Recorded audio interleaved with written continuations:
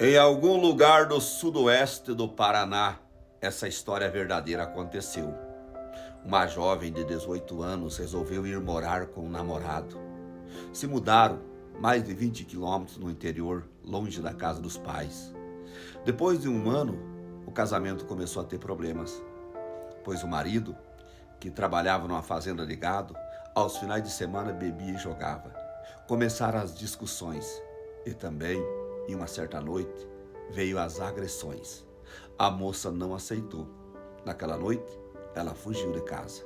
Porém, ela se perdeu em meio ao gado daquela fazenda.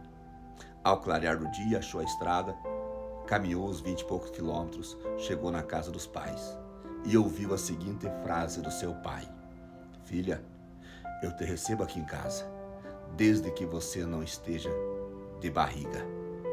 A moça foi ficando por ali. Passou-se uns meses, percebeu os sintomas. Falou com a mãe, as duas perceberam. Aquela moça estava grávida, mas não quiseram falar com o pai dela, temendo a reação do homem. Ela seguiu escondendo a barriga, nunca mais falou com o seu ex-esposo. Um certo dia de manhã, ela estava trabalhando em uma ladeira de terra, ela estava lavrando com os bois, quando ela percebeu que estourou a tal da bolsa. Ela desceu correndo para casa, veio se arrastando no chão, pedindo socorro para sua mãe, que era a única pessoa que estava em casa. Ao meio-dia, quando o pai dela chegou, a mãe dela disse para o pai dela: "Dê uma olhada ali no quarto."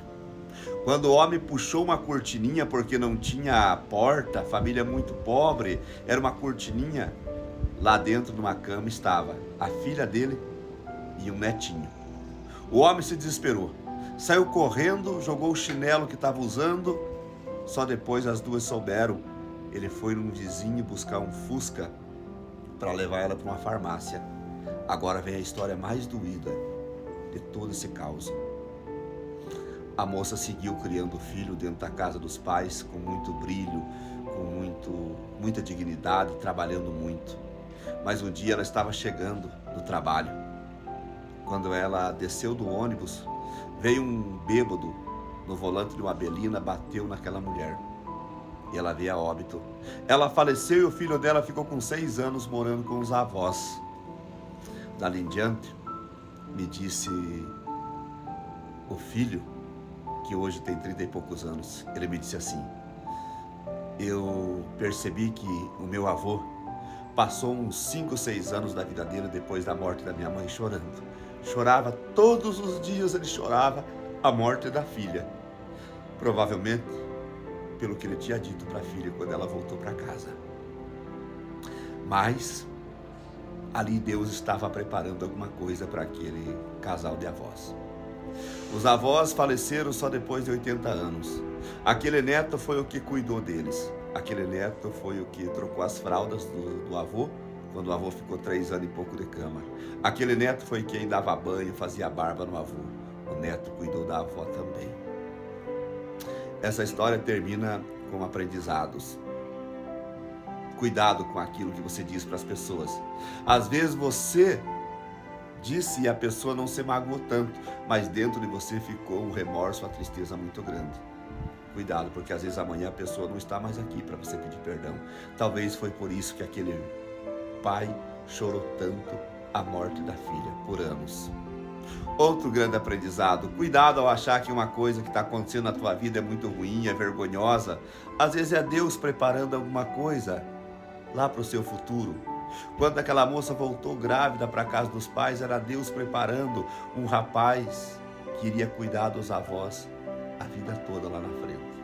E por último, eu te digo o seguinte: a casa dos pais sempre deverá ser um lugar para onde os filhos possam voltar. Seja ele um homem ou uma mulher, esteja essa mulher grávida, mãe solteira, não interessa. A casa dos pais é o refúgio para a vida de uma filha ou de um filho.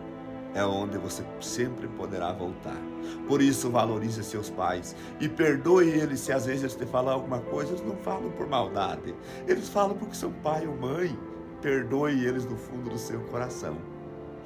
Esse neto que se criou com os avós veio de uma pobreza financeira muito grande, mas ele venceu na vida, ele prosperou. Eu conheço ele hoje. Hoje ele é um homem que tem família, esposa e um casal de filhos lindo. Ele tem uma condição financeira boa.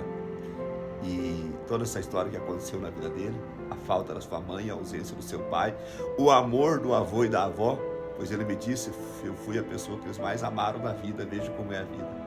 Tudo isso fez dele um homem muito forte e um homem de um coração muito grande, muito bom. Lembre-se, Deus sabe tudo, nós não sabemos nada. Deus às vezes está preparando algo, pensando lá no futuro da sua vida. É ou não é?